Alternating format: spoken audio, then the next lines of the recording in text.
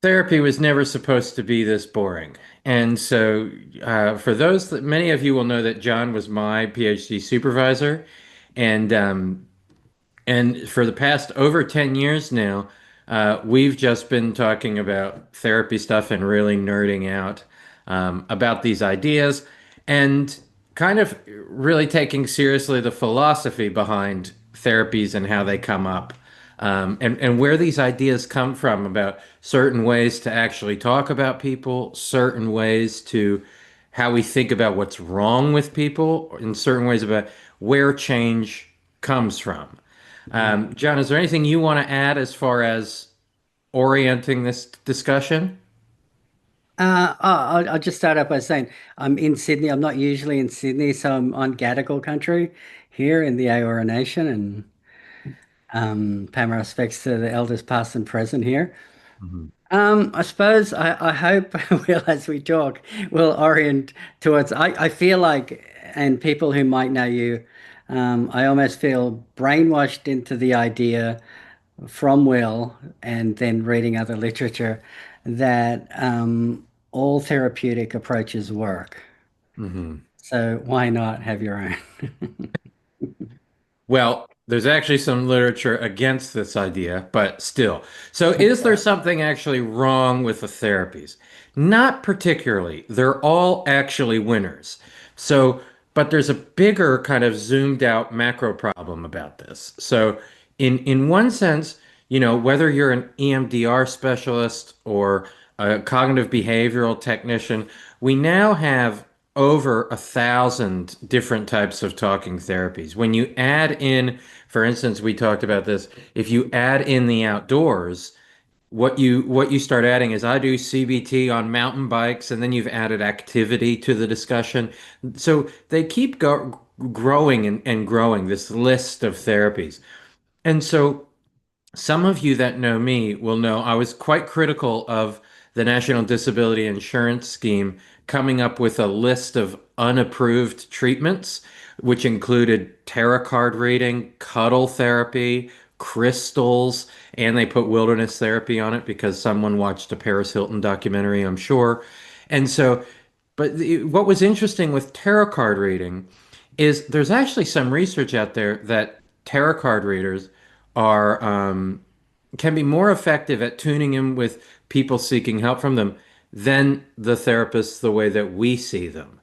And so one of the reasons for that and what we hope to show is there's a lot that we know about human beings and the way they make meaning from things that kind of which is central to all therapy but doesn't sort of bleed into the way we think about therapy. We have this very mechanical linear view of if I do the right assessment, then I'll get the right diagnosis. I can administer the correct dose or the correct treatment. I administer that, that equates to outcome. This is how many of the third-party payers think about this work, that assessment, pick the treatment off the shelf, administer the treatment correctly, and then we're good to go.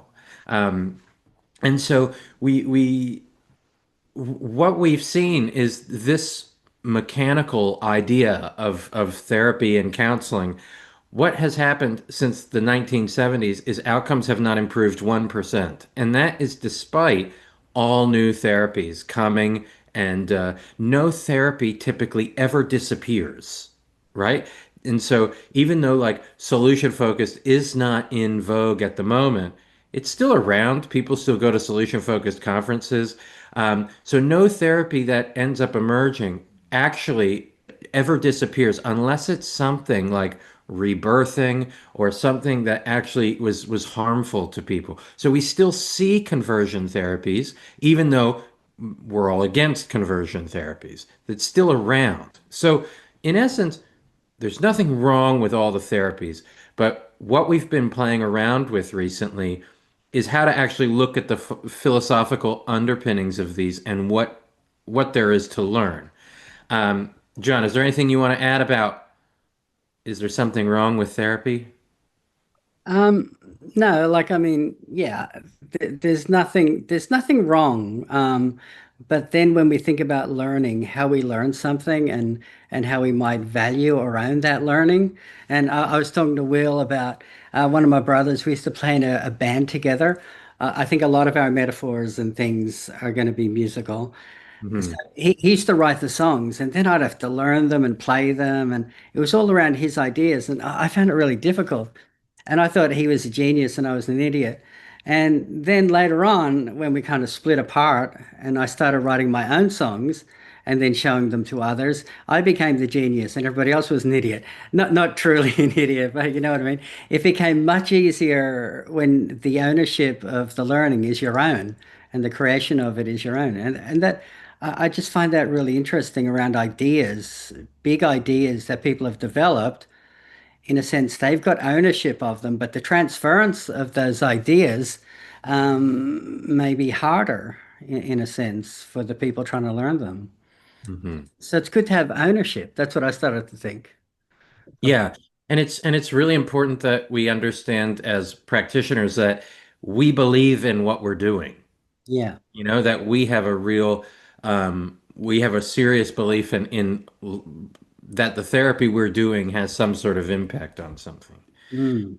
So I want you to travel back, close your eyes and imagine you're in Wagga Wagga, New South Wales. At Romano's, I didn't think about this when we put these slides together, John. The first time I actually met John, we stayed at Romano's. That And was play the music. and played music. Mm. So um, Romano's is a pub in Wagga Wagga and in New South Wales, a rural-ish town. And the you want to tell this story, John, about the Eurythmics? And by the way, did everyone here know its sweet dreams are made of this, not made of these? I feel like we should have it in the background. But Yeah. yeah, like we were just sitting around in Wagga, and then we I don't know. We were kind of abandoned in a sense there, so we had a lot of free time in the night between teaching the intensives we were doing, teaching students about skills, about counseling skills actually. And so we found it, I don't know how we found it. It popped up maybe on the internet. I don't know how things pop up. But it turns out that the Eurythmics, who were the tourists at the time, were just sitting around in their hotel Romanos, which me and Will had sat around in. And Dave Stewart, he had a kind of a drum machine and a four track and like a Tascam, I think. And they thought, geez, we really need to make something different. This band, the Tourists, is not really working for us. And they wrote this song on that night on the machine. And what they recorded pretty much became the song because they ended up using this four track again, to make their music. So a lot of their early music was made on the four track. So I thought, wow, they created this new thing right here in Wagga because me and Will were sitting in Wagga, and I thought, wow, something. I know many beautiful things have probably come out of Wagga. I don't know. Usually they're sports people, but here's a big musical happening, something that would have meaning to me and Will. And they created their first kind of song for the band, and the band developed out of that. And I was just saying, well, we should create something. What can we create? And so we sat around and said, we're going to get rich. So this is us in Wagga watching ice hockey playoffs, working in the staff room, and we were talking about therapies. And I said, oh yeah, we could create a therapy, and then we'll end up getting rich, and then we'll test it with the students. And we came up, all therapies need an origin story. Like eye movements came out of a walk. Francie Shapiro was on a walk in the park. A lot of therapies are connected to culture. So like humanism, we see the rise of hippies in the 60s and 70s, and person-centered therapy. So we needed this origin story, and we thought about the Eurythmics and Wagga. So the therapy born out of Wagga is called curiosity-centered therapy. And the bizarre thing that happened is John, in his a few days a week seeing clients, um, it started working, John. Well, not only that, like when we kind of half jokingly introduced it to the students the next day in a PowerPoint, um, a lot of people connected with the idea of being curious and came back to us later and said in other intensives, what we've actually used that in our work. And then also the language of some of the students started changing and they talked about curiosity a lot. There was a lot of conversation about curiosity. So we kind of thought it was a strong idea. And then, like Will said, when I went back into practice, and I don't know, it's at times when I was unsure of what to do, I just turned straight back to curiosity. Became curious about the client story, curious about the client or the person I was with, and it woke me up. It was like a stance. It's like taking a curiosity stance rather than digging, in a sense, digging into someone's past. It was also, and I talked to Will about this, it also helped me when I was doing my PhD a long time ago. To be curious about the particular people I was talking to when I was interviewing, current and ex kind of cult members. It became a really good stance and an easy way to develop the conversation and understand the other person's world. Hmm. Yeah, and so one of the things with any therapy, um, that comes about when they enter into the mainstream. So, for example, when we think of narrative therapy, we often think of postmodernism. If you think of solution-focused therapy and family therapies, you can think of social construction. And so the therapies need orienting principles. But when you get to the mainstream therapies, they don't have to tell you the philosophy. They become so mainstream, there's no background to them. So we don't think of cognitive behavioral therapy and we look at sort of the philosophy of mindfulness or changing your thinking or where these ideas come from. And the medical model has this basic inherent assumption that what's wrong with people can be identified. We can do, we can't do a biopsy for attention deficit hyperactivity disorder, but we assume that this is a disorder. So it's an interesting philosophical stance that we started looking at with curiosity. What would be the ideas of a curiosity-centered therapy that might help to orient the worker? So, John, do you want to go through some of these? Yeah, yeah, and like you said, Will, what makes sense or what's behind what you're thinking already, because often there is something behind what you're thinking, things that we used in the past, like through previous study. And I really thought, the approach of the other, the kind of postmodern idea of the other, and especially Levinas's version of this, was interesting within a counseling perspective, or the one we were thinking about, because in a sense, Levinas is talking about the other or the person in front as kind of unknown, like so, or unknowable. So you can never know the absolute of the other in a sense. They always remain unknown, and he gives this really there's one really nice example and one really harsh example, as in when we greet or come towards the other, we have a sense of responsibility to the other, and he gives ideas like like when we walk through a door, we often hold it open for the other person to go through first. Um, we hear about in war where people will jump on a grenade to help the others around them. In a sense, so he talks about this obligation we have to the other. And then the unknowability of the other. He talked about if you were truly angry or someone had killed or something, one of your relatives, and you wanted to kill them, you wanted to hurt them. So you'd pull apart that person to such pieces that you can never reach the thing that you're angry at. It disappears. You can never actually get to the other. So it's really interesting in a counseling sort of idea that you're up against the unknowable in a sense, and it's really interesting. And it's really curious to get into that idea of this unknowable other in front of you. Where in a sense people always talk about, we can get to know this person. Virginia Satir has been really important too, thinking about.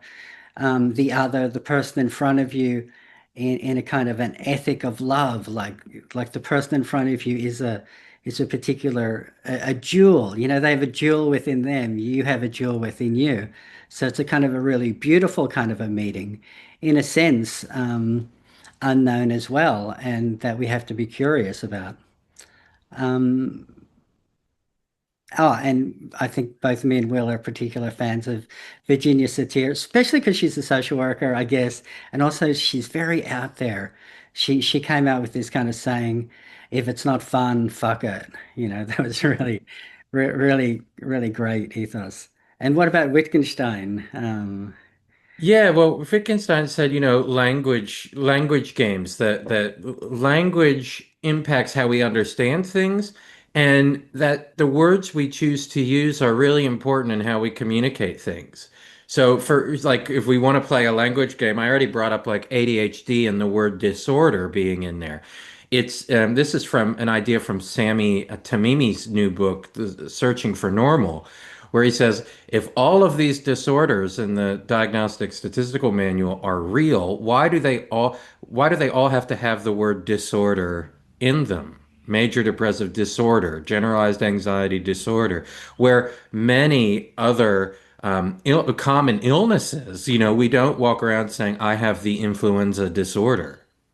And so the language game is language impacts how we think about things. And so we do want to, instead of thinking that sometimes we will think, I really understand what that client has communicated to me.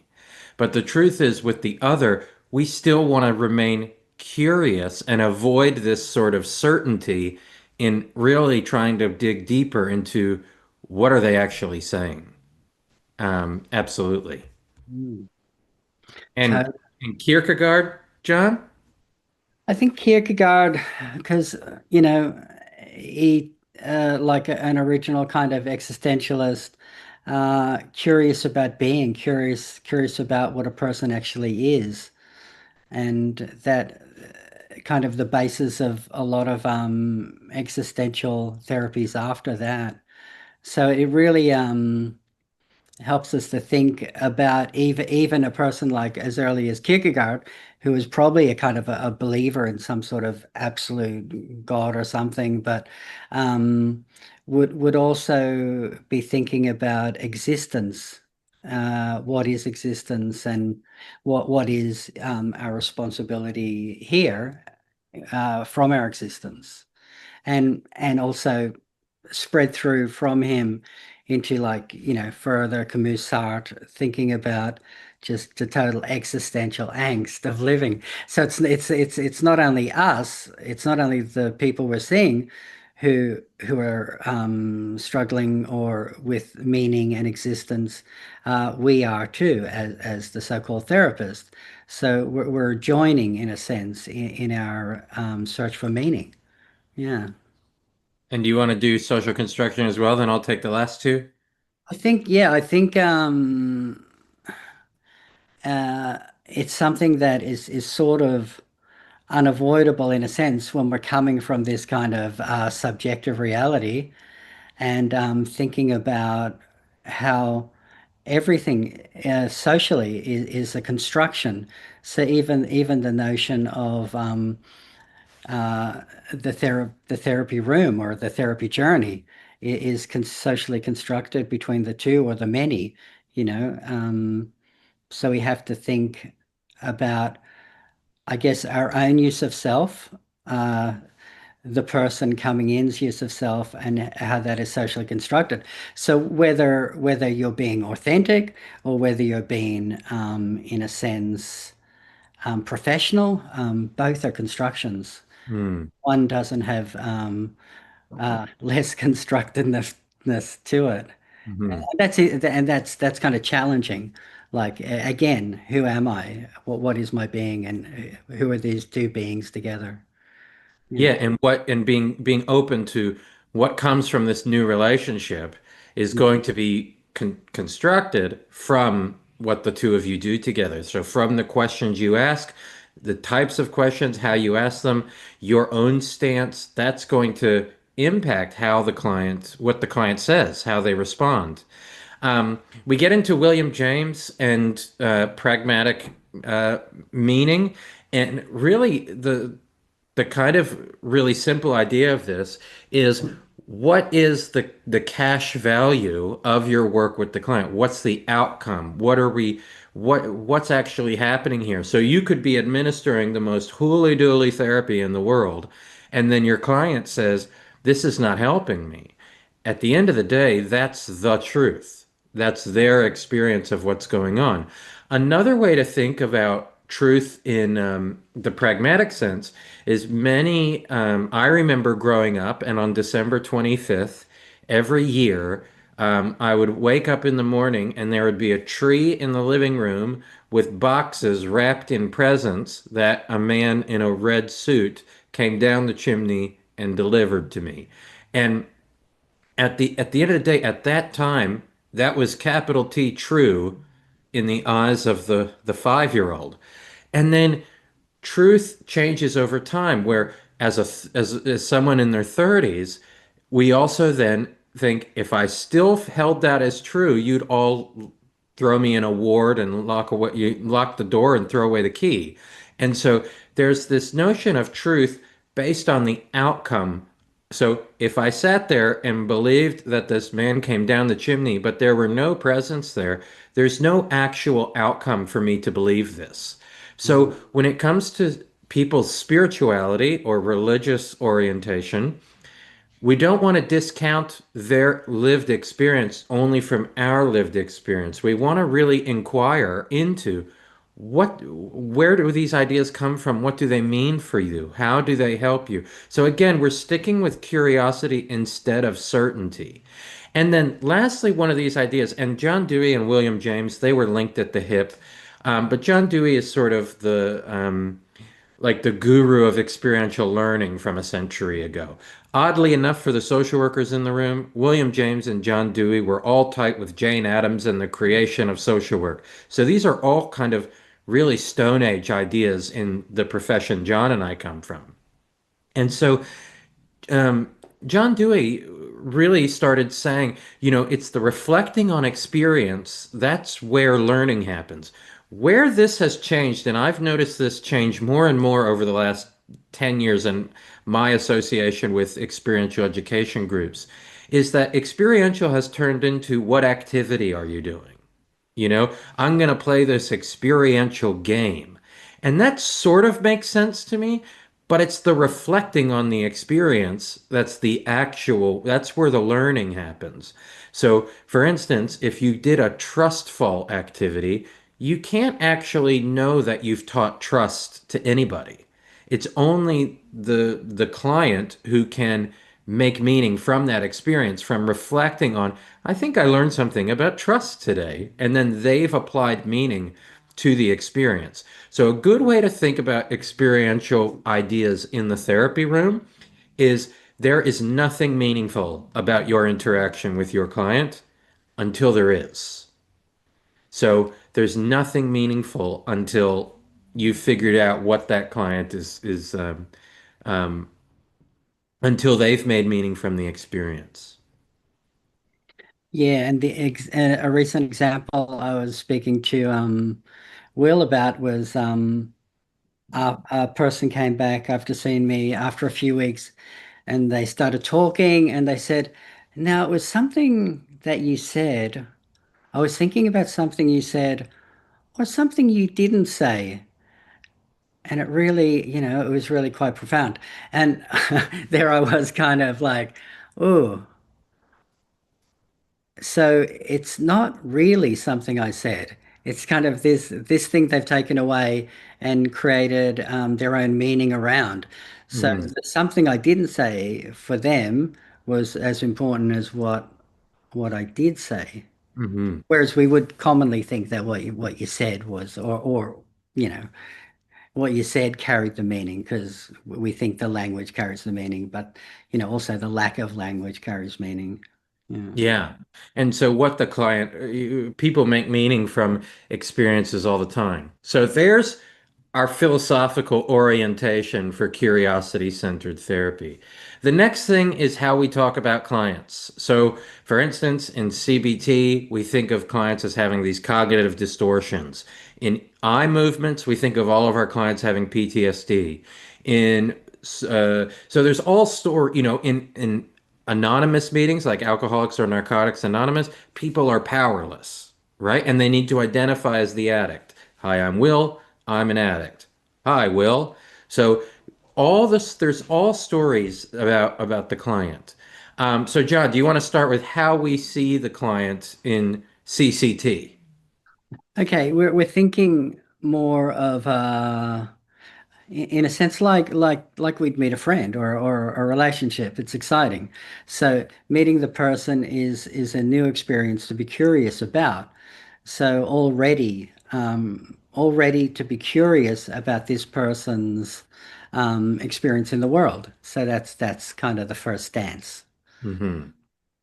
Yeah, and so similar to narrative, we're the people come to us because they have a problem. They've experienced something and they'd like some help with it. Or someone else has a problem with them and said, you have to go see this person. And so there is usually a presenting issue, but we want to always think of that as separate to the whole person. Remember, with the absolute other, you can just pick apart the problem and talk about that, but there's all this other stuff to try and build that relationship. So the problem is not the only thing to be curious about. And John, you have a story related to horses about it not being the only thing to worry about. Well, yeah, I guess we think of the presenting problem, or a person was brought into me and it was handed over. So there was a lot of talk. This person's deeply traumatized. It's taken a long time to get her to this point, and but I have to pass her over because she ran out of funding in that particular area. And then when we talked, she kind of made it clear she didn't really want to rehash that kind of stuff again. And I said, "Oh, we don't have to." So, but she then did start to explain aspects of it, and then she talked about horses and her life, and she said she was training horses, and then I just thought to myself, "Wow, what? How do you train a horse?" And then she discussed training a horse for a while, and what was really interesting is that the traumatized person and the trainer of the horse seemed like two very different persons, or two different stances, although they're the same person. So in the end of our kind of hour, and I know you can't do much in an hour, she would say, "Gosh, I'd forgotten all those that I knew a lot about those skills," and she kind of went away in a sense stronger and shook my hand and said, "Oh, thanks. It was really great to meet you," and and booked something for the next time. But it was really interesting how if if I wasn't curious about other aspects of her life, what would the conversation have been like? Very very different. And I'm not saying we won't talk about those things in the future, difficult conversations, but we have to know the person, the whole person in a sense, or not to know, but to know what they think of their personhood, you know, Mhm. and what's important to them. Absolutely. And then regarding rigid beliefs, one of the things that the curiosity-centered practitioner would say is that certainty is a place where suffering can thrive. So nothing will ever help me, or I could never accomplish this thing. I could never do that. I'm always unlovable. So these, where we want to kind of with the client, we're starting to ask questions to build a big story through curiosity that it's kind of, sometimes in I see this a lot when students are practicing skills, and we all get in this trouble. You know, clients are practicing the skill, and then the students are practicing a skill, and then they go, okay, now I need to move on to something else. Where instead, if you stay curious, you'll get more clues, just like figuring out there might be this really traumatized person, but there's also this person who's really experienced in training horses. And so both those things can be true. And so we want to keep building, keep using our questions and our curious perspective to get more ideas from the client. They might be more clues of how to move forward. And then, John, did you have one about the curious participant is the absolute other? Yeah, I mean, going along with ideas or the notion from Levinas, thinking about, um, in a sense, what is the absolute other? In a sense, what is knowable about a person, and ultimately, probably not. We'll never absolutely know another, but we can be curious about them, and they can be curious about us in a Mhm. sense too. Yeah. And that's probably always challenging too. If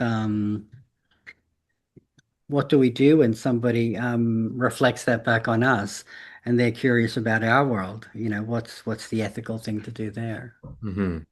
Yeah. Absolutely. So we have our philosophical stance. We have how we see the curious participant that's coming to us for a good dose of CCT. And then we also have what's the practitioner. So similar to what I've written about in solution focused therapy, we think of ourselves as a co-adventurer. So we're along for this journey. We get to witness the change. We get to be a catalyst for the change, but we're not responsible for the change. So we're mostly curious about how people are experiencing the world and what do we notice when we start asking them about how they experience the world. And then, as a lot of people like to say, the that we have two ears and one mouth. So we're listening twice as much as we're talking, and we're listening for interesting different paths that we can go down. And so in curiosity centered therapy, when we think about listening, we have created the three L's. So, John, what are the three L's? Oh, well, first I just want to say, yeah, when Will started talking about ideas around co-adventure or co-construction of ideas and things like that, yeah, I really like that idea of walking together, and kind of as kind of a metaphor for what we might be doing together in our work. The two ears and one mouth. Um, I've mainly heard this from an Indigenous perspective, but also we had a quick look up, and it's also kind of ancient Greek Stoic idea, as well. So I started to think about, I mean, some of it's kind of jokingly because in social work, people love acronyms, or in triple P, and then I just thought triple L. I was thinking, yeah, listen, listen, listen, because really it is the core of what we do. We listen, but I was thinking about the ways we listen off, and the first one's kind of inspired by, or the first two maybe are inspired by, like Virginia Satir, like listen with your body, like when we come into contact with other people. I mean, the sense of electricity between each other, the body, you have a bodily effect when you meet somebody, so you're knowing someone in a sense through your body at first, so you're kind of listening. They're your first cues. And then listening with your heart, like listening to a patient or client or people with love, And this was very much a Virginia Satir perspective, like listening from a position of love. Then I thought, this is good. Listen with these kind of embodied aspects, and although the mind is also an embodied aspect, but listening with your mind as as a critical element, like don't lose sight of the critical faculty. So it's a good tool. So your feelings and mind are all useful tools to think about listening. Yeah, so Mhm. don't leave one behind. Yeah, that's how we're thinking about it. Yeah. So the three L's is another good CCT acronym, as there are a code to remember to practice by. Mm, So we have a lot of key concepts that we've come up with in developing this. And, one of them is that people probably know what they want. They came to you. So even when we think of, and a lot of times we can get bogged down, this client is involuntary, they don't want to be here. The truth is they still came to you. And mm, so if someone broke the law and the judge says, you know, you know, Steve, you have to go have 6 sessions with Will. All of a sudden, even though they're a lawbreaker, they still came to you. So if they really didn't care about the law, they wouldn't have come. So mm, they're still motivated by something. So with the fact that they came to you, find out what they want. And we talked about this last night in the pilgrimage talk, that the pilgrimage starts at home. So you can be curious about what inspired you to pick up the phone and book a session with me. So mm, figure out what they wanted. And we're not interested too much in thinking about what is um, what is wrong with people, but and instead, what can we do together? What is possible that we can do? And we also have a key construct that we're viewing humans and making meaning, and the drive to make meaning is as strong as seeking food, shelter, or water. That humans need to make meanings. It's why humans love symbols and things. And it's also why we love the horoscope. We know it's bullshit, but it's the only part of the newspaper that's written about you. mm, And so we can read it and go, money, I am making a difficult decision and money might come my way. Oh, that's a nice horoscope. So we're interested in the meaning people are making in their lives. mm.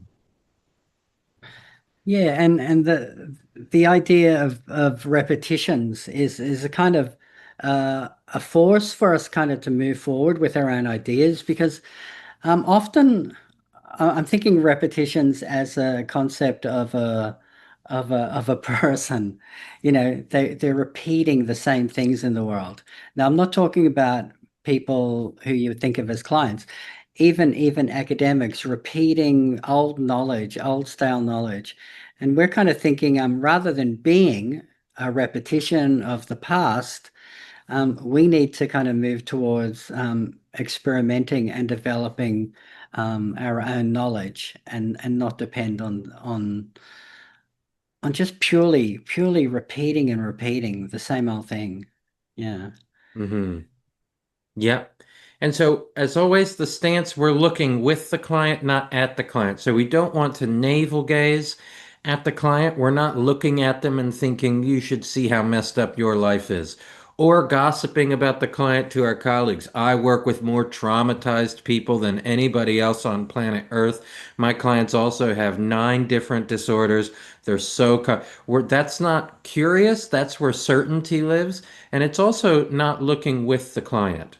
Um, and so another key kind of technique here is to let the problem also speak for itself. This is similar to externalizing the problem. Find out what the problem is. What does the problem want? And so we're trying to avoid certainty in some ways so that we're always open to new possibilities.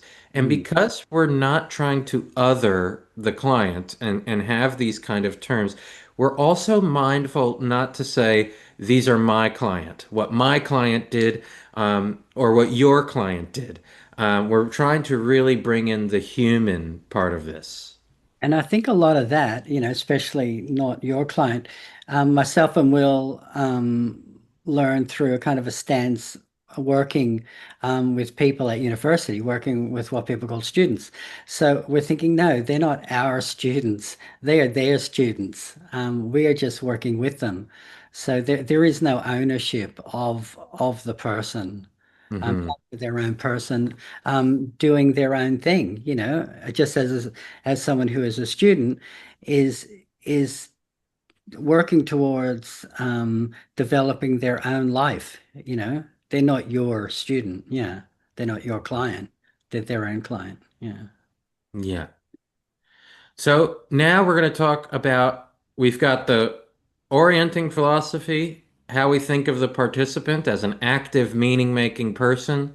We have the role of the practitioner to ask curious questions, to look with the client at certain things, not at the client. And we're using the three L's to listen with our body, listen with our heart, and listen with our mind. And now we get into some techniques that we've come up with. And so, John, do you want to talk about divided attention? Yeah. And Graham's gone, so Yeah. a little bit of this comes from our own thinking with people like Graham, um, and thinking about some past experience of when I was doing some cult research, and I used to go to these uh, kind of talks by the guru, a lot of noise, a lot of chanting people there, and I was trying to do some observations, but I come out very confused. And then I I talked to this guy, and he was a hypnotist. It was a while back, and he said, "Oh, it's interesting because." In that situation with the guru and they're looking for your undivided attention. He said, why don't you just divide it, and you'll probably notice there's less emotional kind of things going on or less intensity. So I went in and I went back to the gurus and was part of the program, chanting, everything was high. And I just sat there listening to the guru and thinking to myself of fixing a bicycle because that was something that I enjoyed doing, taking the brakes off, taking different things, and I just divided my attention between what I was doing. So when I came away, I just felt myself. I think I got rid of a lot of the emotional impact. So I thought, and thinking about other ways people have divided attention by kind of walking with clients. People seem to have less emotional impact at that time because their attention's divided between walking and talking. So we try some of these things, and you could do it. I mean, you could do it many ways, but it gets a little EMDR-ish. But if you bring it back down to just you're not focused on the one thing, you're focused on two things. So a client came in. He didn't really want to be there. The client knows what they want. I said maybe we should go down the road and have a bit of a coffee or chai. So he came with me, and as we walked and talked, totally different, So a different focus because there's a focus on the walking, focus on the environment, and then a focus on our conversation together about why he was even coming. So, in a sense, the divided attention in that way, even the walk and talk, seemed to facilitate better conversation or more realistic conversation.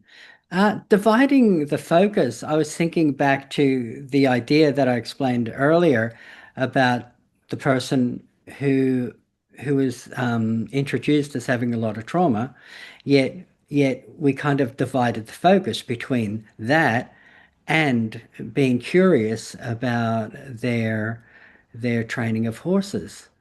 So there again, the kind of the emotional impact of the situation kind of dwindled and normalized as we had an understanding why they were coming, and then we started being curious about their own lives. So we're talking kind of juggling two things at once. So we're either dividing attention or we're dividing a focus. Yeah. Yeah.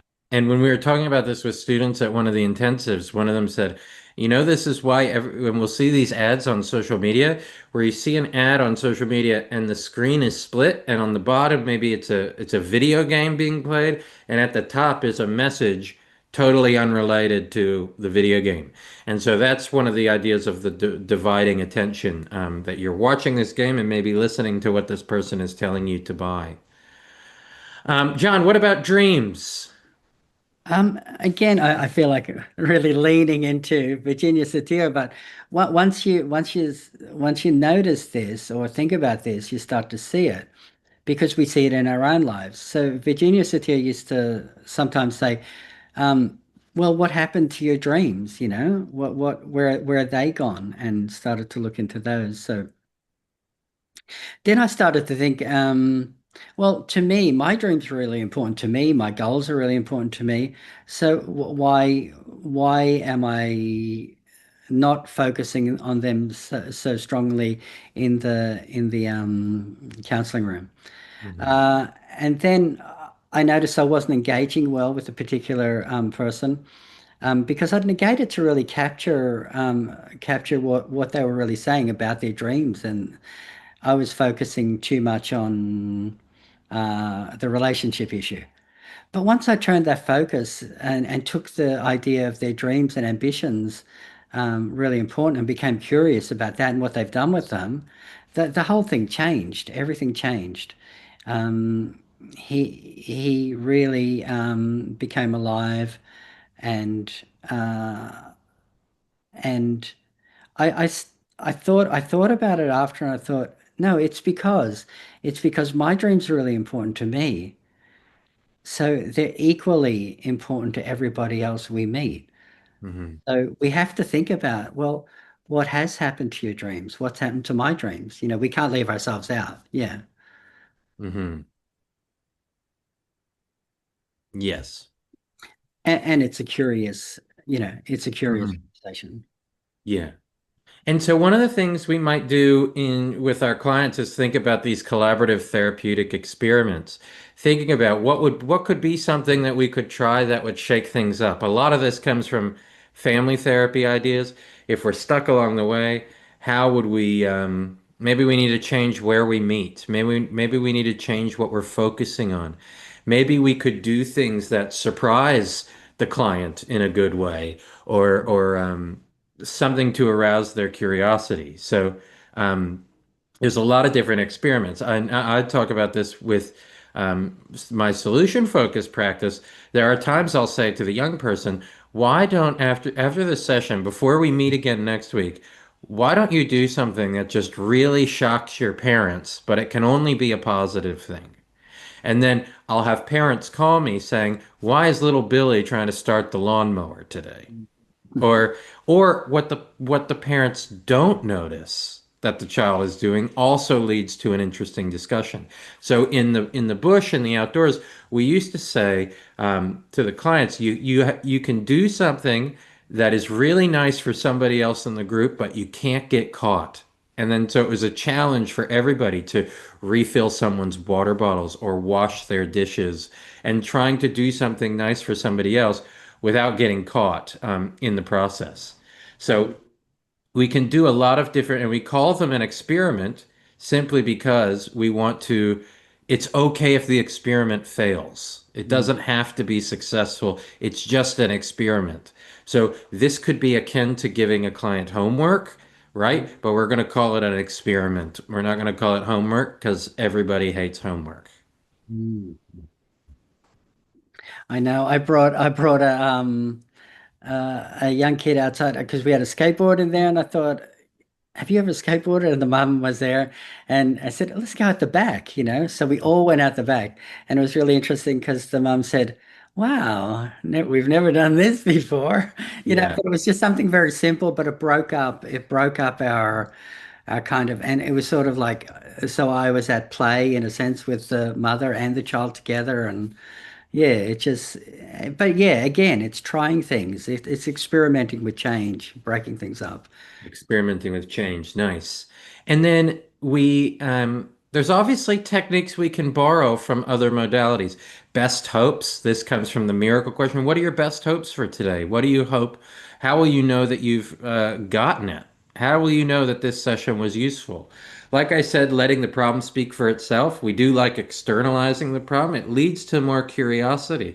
What does ADHD want from you? What does personifying the problem to help build? Is there times when ADHD is present, less present? Bigger influence, lesser influence. We also do like restoring. For every person that comes to see you with a story of trauma, there's also a story of survival. And Mm, so of sticking with something. Um, Curiosity-centered therapy lends itself to a ton of the um, active therapies, art, music, nature, all of these sort of embodied therapies. Um, And so we also really want to think about appropriate use of self. John, do you want to say something about appropriate use of self for a minute? Well, I think, yeah, it's interesting because if we are to be in a sense authentic, we are ourselves, we have to use that when it's necessary. Like I had a young boy, and he was saying, "Oh, my writing's terrible. I can't get my." In Australia, they have a writing license, a pen license. So he's still writing with pencil. And I said, "Wow, I'd be really interested to see." How you write, show me. Like, so he showed me, and I go, and so he wrote, and I said, oh wow, that's really interesting. And I said, I'll show you mine. So I wrote under his, and I'm terribly dyslexic, so my writing was pretty much like his. And so I was using myself to show that he's not that different from me. And I feel like if I didn't do that, I'd almost be unethical. I'm hiding something from him. I'm pointing to him, you're no good, and the whole world is. But no, I'll bring in myself and say, no, there are similarities between us, and we'll get through them, we'll get through them together. Yeah. Yeah. And just like the client with all the trauma, who is also the horse experienced in training horses, exceptions to the problem always exist. No one is angry all the time. And so we can always look for times when the presenting problem is not present, or times someone has been able to stand up against a certain problem. And so when we're curious, change is inevitable, that there's always going to be a new way of looking at life, a new way of thinking about our own assumptive world. Mm. And as we stated about how we think about the client, if a client is involuntarily, mandated to see you, but they get on 4 buses and walk 10 miles to walk through your door, there's no such thing as an unmotivated client. So Mm. again, we're removing the ideas of certainty that we know something about this person. I know the young people I've worked with that have come with the biggest case files, we call that fat file syndrome. They come with all this assessment. I'm always still amazed at the person that I meet. I'm like, wow, that's not as big of a monster as they told me this would be. And so we want to think as well, at least they made it this far. They got Mm. here.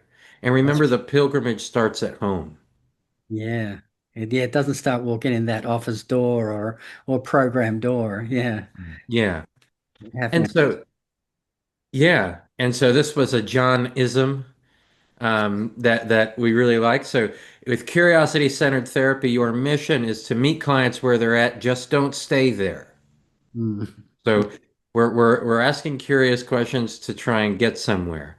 And on that note, that is a crash course in curiosity-centered therapy. So stay tuned for the handbook. That'll be probably $29.99. And then the certificate scheme where we start selling you expensive weekend workshops so you can be an apprentice curiosity practitioner in the International Association for Curious Professionals. Mm. On that note, John, do you have any final words? And I'll stop Well, recording. well, but and kind of seriously, please try to be curious because it is really effective way to keep going. It's amazing. Yeah, absolutely. So I will stop the recording and we can have a discussion.